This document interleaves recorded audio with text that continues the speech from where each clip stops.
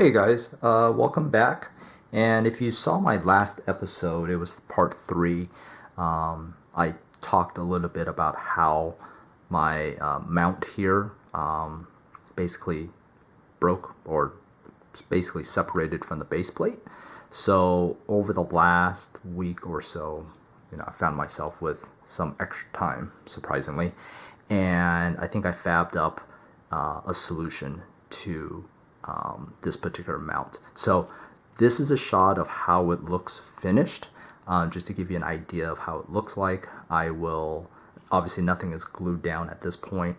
I'm going to take it apart, explain what I did, just to give you some additional details as to what my thought process was, and then I'll reassemble it back so you can see all the different steps I took, as well as all of the different thought process I had. So anyways, this is a snapshot of what it looks like. Let me zoom in just a little bit here so you can see some detail. But basically what happens here is I have these two brass tube pieces that I kind of customized here. I'll talk about that in a second.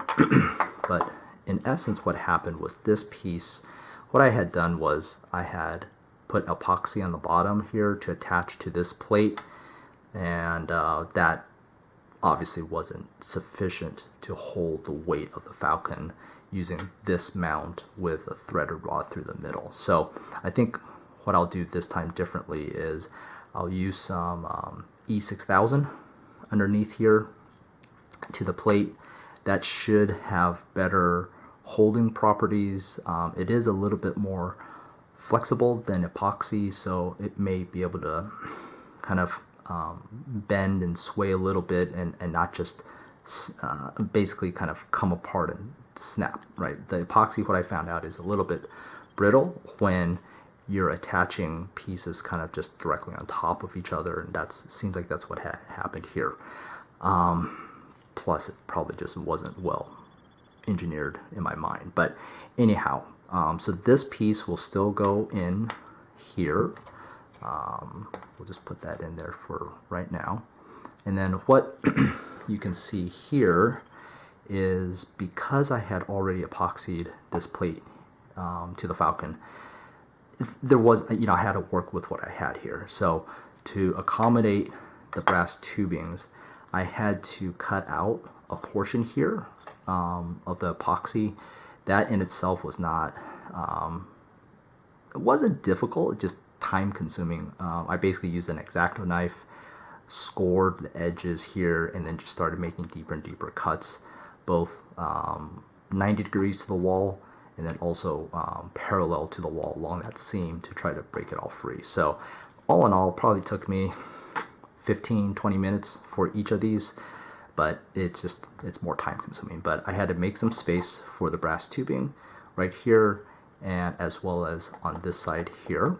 Okay, and then these two pieces, I'll explain a little bit, is I needed some sort of brace to support this kind of vertically, laterally, so it doesn't move. Just the epoxy itself wasn't enough.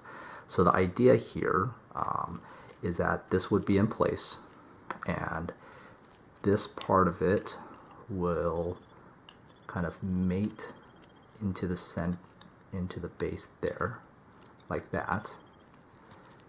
And you can kind of see a little bit of what I did there. So just cut out just enough to accommodate that washer, right? So then that will sit flush, and then I have this piece here which will butt up against the back side, yep, and in essence kind of give it some support. So that's how it would all fit. Basically I used some hand files, I used a Dremel sanding bit to basically make these cuts. Again, not difficult, just a little bit time consuming because I wanted to make sure I get it right. I didn't want to have to scrap these pieces and do it over and over again. So again, it's the whole adage of measure twice, cut once. But anyway, that's kind of how it would look. So in essence, I will E6000 this to the bottom first, so then it will sit flush like that.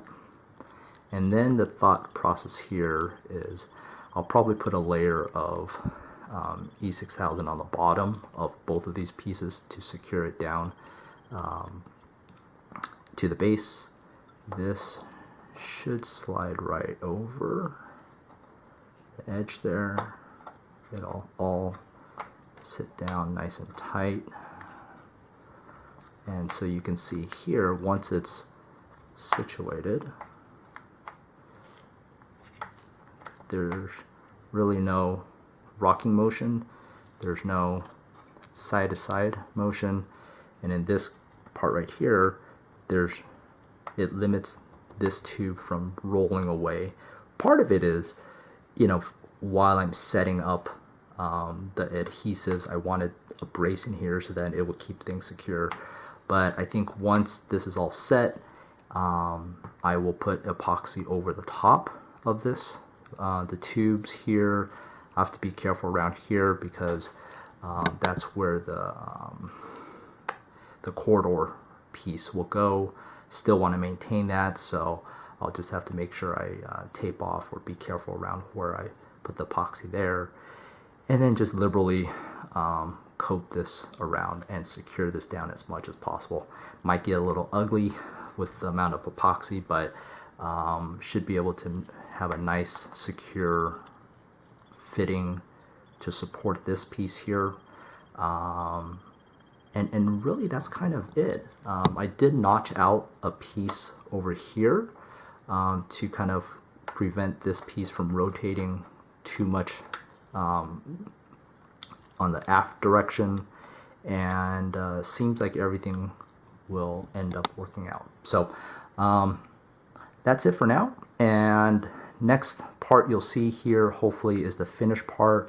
I'm not going to go through the whole epoxy process. I did that before. You guys get the idea, but hopefully after this, the next part you'll see is the finished product, and it'll be nice and secure. So that's it for now, guys. Take care.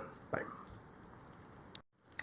Hey guys, the fix to my mount is complete, and let me just take a quick minute here to show you guys what I did. So let me zoom on in here, and basically what I ended up doing was I used 3 different types of adhesives. So the first thing is down on the bottom, when I first placed the brass rods in place, I used E6000 all along the bottom of this section, and this little piece here.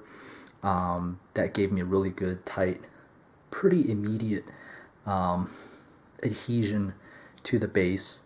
I let that dry probably for about a day, and then after that I went through on the sides here this kind of tan-ish epoxy, which is the JB Weld Plastic Bonder epoxy. And my thinking was, because I was bonding metal to plastic, that I would use a plastic bonder epoxy. And then this gray epoxy here was their JB Weld original formulation, let's say. And the thinking behind there was metal to metal bonding. So I figured with 3 different types of adhesives, this has got to be a better solution than what I had before. So that's really what it is. Gave it plenty of time to dry. You can see that I have the rod, mounting rod already through here. And just to give you a quick look here, I'll take it off the tripod. But basically, Falcon is mounted. Same mount, same location, everything is the same there. Just reinforced the mounting plate with the brass rod. So there you have it. Hope this helps, folks, and hope that you guys don't avoid the same. Hope you guys avoid the same mistake that I did. So anyway, take care, guys.